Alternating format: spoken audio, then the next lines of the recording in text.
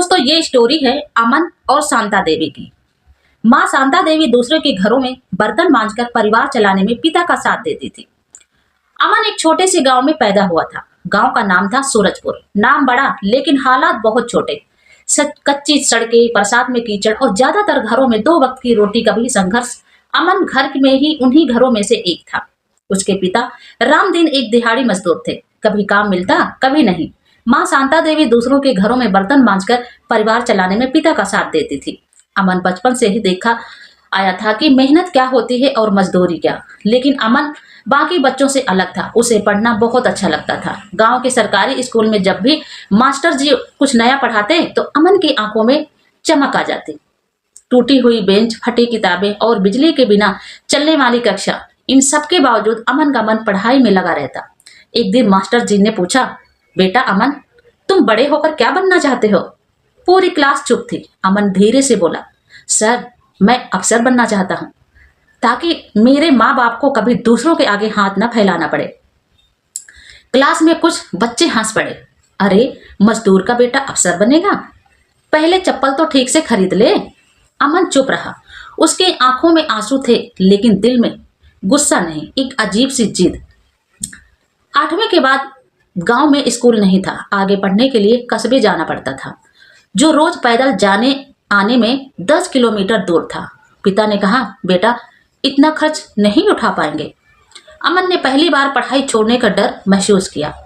उस रात वह सो नहीं पाया। सुबह माँ के पास गया और बोला, अम्मा मैं पढ़ना छोड़ना नहीं चाहता, मैं काम भी कर लूंगा। माँ की आंखें भर आए। तू पढ़ेगा बेटा, चाहे हमें कितना भी झुकना पड़े। अमन सुबह स्कूल जाता, दोपहर बाद एक छोटी सी चाय की दुकान पर काम करता। गिलास धोना, चाय देना, झाड़ू लगाना। लोग उसे चाय वाला कहकर बुलाने लगे।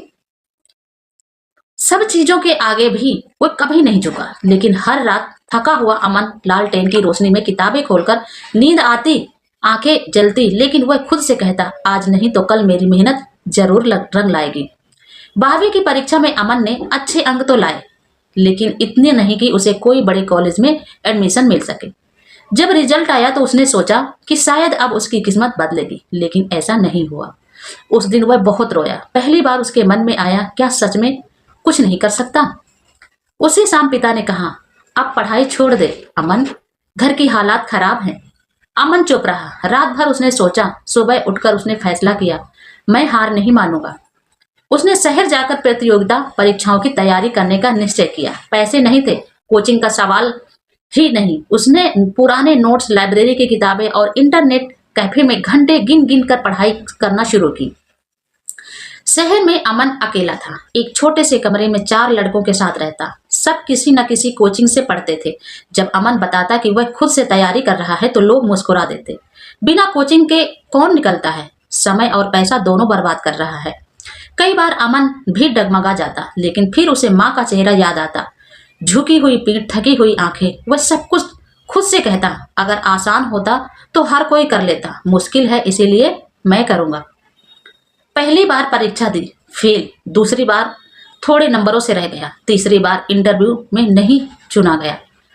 हर बार दिल टूटता, हर बार लगता कि अब नहीं होगा, लेकिन हर बार वह खुद को उठाता। एक दिन उसने दोस्त से कहा, भाई छोड़ दे, कोई छोटा मोटा काम पकड़ ले, जिंदगी निकल जाएगी। अमन ने जवाब दिया, मैं जिंदगी निकालने नहीं बदलने आया हूं। 1 साल ऐसा आया जब पैसे बिल्कुल खत्म हो गए। कमरे का किराया, खाने का खर्च सब भारी लगने लगा। अमन बीमार भी पड़ गया। बुखार में कांपते हुए उसे लगा शायद यही अंत है। लेकिन तभी माँ का फोन आया, बेटा तुझे पता है तेरी वजह से मुझे आज गर्व महसूस हुआ। लगा मैं गांव के लोग कहते हैं रामदीन का बेटा मेहनती है। फोन रखते ही अमन रो पड़ा। उसने तय किया कि अब चाहे कुछ भी हो जाए, वह आखिरी कोशिश जरूर करेगा। अमन ने अपनी तैयारी का तरीका बदला। कमजोर विषयों पर ज्यादा ध्यान दिया। हर दिन एक लक्ष्य तय करता। सोशल मीडिया बंद कर दिया। शिकायत करना छोड़ दिया। वह खुद से कहता, अगर आज पूरा दे दिया तो कल पछताना नहीं पड़ेगा। परीक्षा का दिन आया। इस बार अमन शांत था। उसे डर नहीं था, बस एक विश्वास था। जब परिणाम आया, अमन का नाम सूची में था। वह कुछ देर तक स्क्रीन को देखता रहा, फिर जमीन पर बैठ गया। उसकी आंखों से आंसू बह रहे थे, लेकिन ये आंसू हार के नहीं थे। उसने सबसे पहले माँ को फोन किया। अम्मा, हो गया। उधर से सिर्फ रोने की आवाज आ रही थी। कुछ महीनों बाद जब अमन अफसर बनकर गांव लौटा तो वही लोग जो कभी हंसते थे आज सम्मान से सिर झुका रहे थे। अमन ने गांव के बच्चों से कहा, मैं कोई खास नहीं हूं, मैं बस वो हूं जिसने हार मानने से थोड़ा और देर कर दी। हालात जैसे भी हों, हिम्मत सबसे बड़ी ताकत है। असफलता अंत नहीं, तैयारी का हिस्सा है। लोग क्या कहते हैं इससे ज्यादा जरूरी है आप खुद से क्या कहते हो।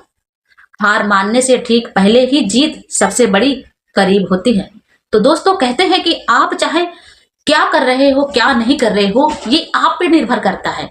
दूसरे क्या कहेंगे, दूसरों का काम है बोलना, लेकिन आपका काम है अपने हिम्मत से, अपने हौसले से डटे रहना।